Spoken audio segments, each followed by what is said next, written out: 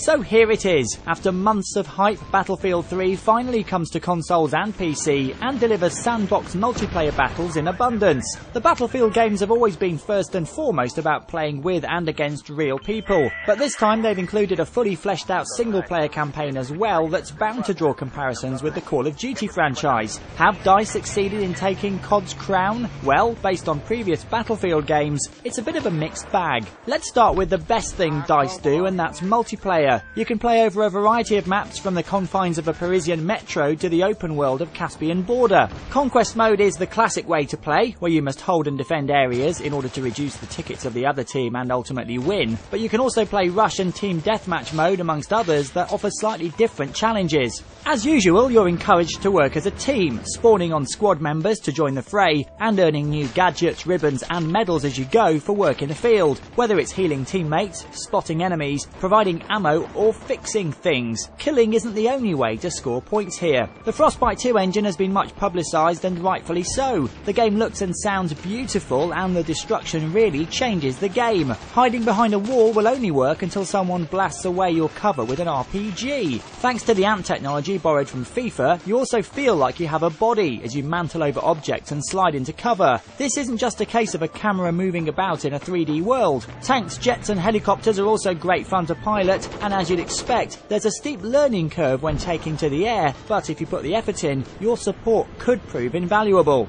The single player campaign though is another story. It's told through a series of flashbacks as a disgraced soldier is interrogated, non-violently of course, by his superiors. After Black Ops used a similar way of telling its story, you'd think DICE would have steered clear in order not to draw comparisons. You play the viewpoint of a variety of soldiers and allies as you try to find some missing WMDs. Your journey takes you through war-torn streets, across the desert in tanks, to the skies in a jet, and through gas-filled office apartments. Once again, the game looks and sounds fantastic, but without the humour of Bad Company and not quite the same bombastic Hollywood appeal as Call of Duty, it just falls a bit flat. There were moments during dogfights, in the tank and sniping enemies where I was bored and just wanted the mission to end, which isn't a great sign. There's also co-op thrown in there for good measure, which will provide a tougher challenge for you and a friend. It's not really fair to draw direct comparisons with Battlefield 3 and Modern Warfare 3, as Activision's game isn't out yet. There's no doubt that the latter will sell more copies, but if you like your game to be gorgeous to look at with destruction and a bit more tactical play, then Battlefield 3 is the game for you. The single player campaign may fall just short, but to be honest,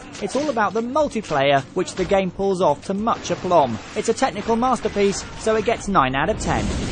You've been watching a review from Games Weasel. If you want to get the show each week, which includes video game reviews, news, previews, competitions and special features, then head over to GamesWeasel.com for our video podcast, Games Weasel TV. GamesWeasel.com